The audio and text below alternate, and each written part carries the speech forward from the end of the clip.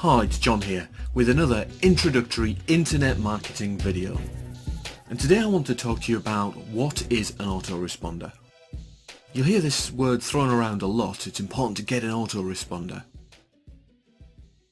And a lot of people don't really understand what an autoresponder is, so I thought I'd just take some time out to discuss the basics of an autoresponder, what the components are of an autoresponder, and the big debate surrounding autoresponders. So you hear a lot of people talking about building your list, and what they're really talking about there is using an autoresponder to capture names and email addresses of people that you can market to. So let's consider what an autoresponder really is. So an autoresponder is a system that usually resides on the internet somewhere. It might be a service that you subscribe to, it might be a system that you've bought and installed on one of your own domains. What it allows you to do is to find people who want to give you their names and email addresses in exchange for something of value usually. So you may have seen this. People will say to you, sign up for my email list and I'll send you a free 7-part mini-series, or I'll send you a free PDF or a free video, whatever it is. So an autoresponder is a means of capturing these names and email addresses in order that at some point in the future you can actually send out email messages.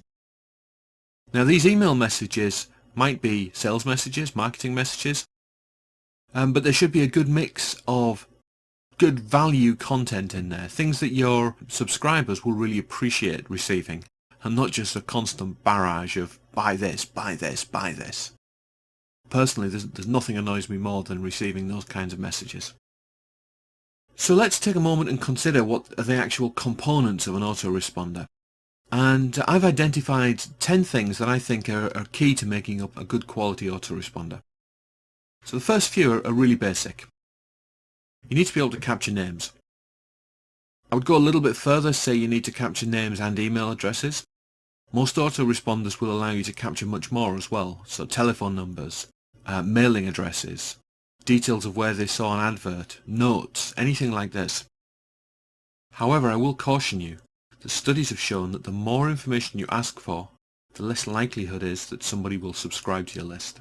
I find that a simple name and email address, you could even say first name and email address if you want to, is usually enough.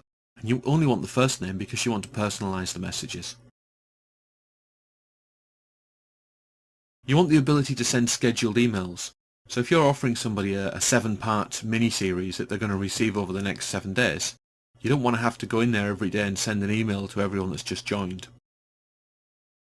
With an autoresponder, what you'll do is you'll set up all 7 emails in advance, and you'll say, at intervals of 1 day, send these messages out to people that join my list.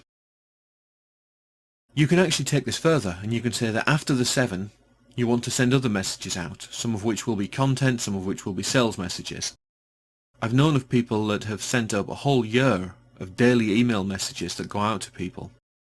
And the beauty of this is, when somebody joins, you don't have to do anything for that first year if you don't want to. They're continually being contacted by you or by your autoresponder, so they feel that they're building this bond with you, building this relationship. And if you do have new content that you want to add, you can simply just tag it onto the end of those 365 messages that are already there. On top of this though, you want to be able to send what's called a broadcast email. Now broadcast emails are where you want to say, I want to send an email right now to all these people on my list. Or I want to be able to send these 5 emails on these specific days.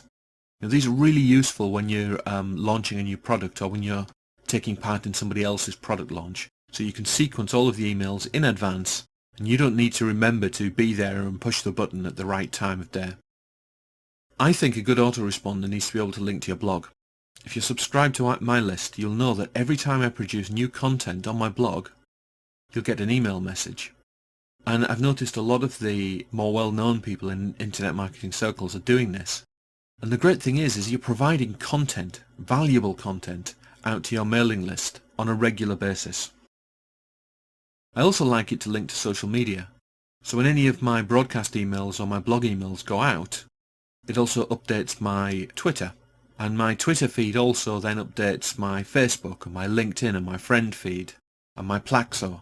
And all of these things are all driven simply by me sending an email out through my autoresponder. Now once you've started sending emails and you're starting to build up a list, you need to be able to track the open rate. So you need to be able to say, okay, if I sent this to 100 people, how many of those 100 opened it? And what can I do to improve the open rate in future emails? So you might want to write a better subject. And the subject, it falls in with any sort of other headline in copywriting terms. So if you can write better subjects or better headlines, you'll get more people to open your emails. However, I will caution you, a lot of people use trickery to open these emails. They'll say, response required, brackets, personal message, John. I hate that. If the subject has nothing to do with the message inside, that's usually a signal for me to unsubscribe from a mailing list. Take that as a word of caution. Alongside this, you want to be able to do link tracking. So you know how many people have opened your email. If you put links in there, you want to know how many people have clicked on those links. And if you've put 3 links in there, has everyone just clicked on the first one and ignored the others? Or is one of the links standing out more than the others?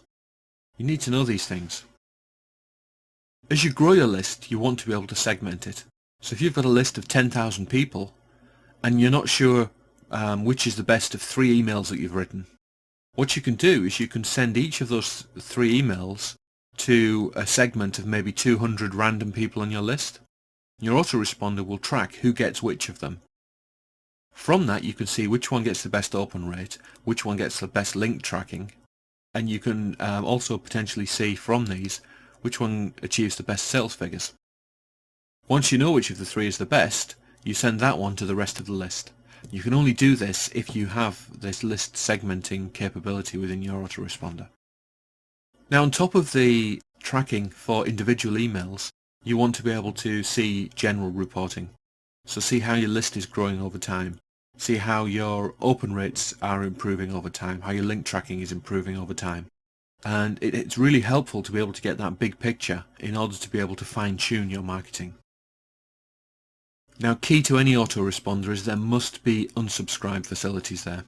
So when you send a message to somebody, they need to be able to click a button which says unsubscribe from this list. If you don't do that, and they want to be off your mailing list, they're more likely to send a message to your ISP saying this person's spamming me. Then you're likely to get shut down really quickly. And that brings us on to one final point about autoresponders, and something around which there's a lot of debate, and that is the double opt-in. So I just wanted to share my thoughts on this. A double opt-in is where when somebody joins the mailing list, they get an email confirmation which says, we've just received this request, please click this link if you really want to receive emails. The two sides of the argument are, by doing this, you have the potential for somebody who's given you their name and email address to say, actually, you know, I'm not that bothered. And yes, you can lose a few people like this, but in reality, most people who request, certainly in my experience, follow through and confirm. On the other hand, if you don't do a double opt-in, you leave yourself wide open to people saying, I never asked for this, therefore this person's spamming me. The benefit of the double opt-in is that you can say, no, you asked for this, and you even clicked a confirmation link on this day at this time. As far as I'm concerned, double opt-ins for me are here to stay. So that's it for now.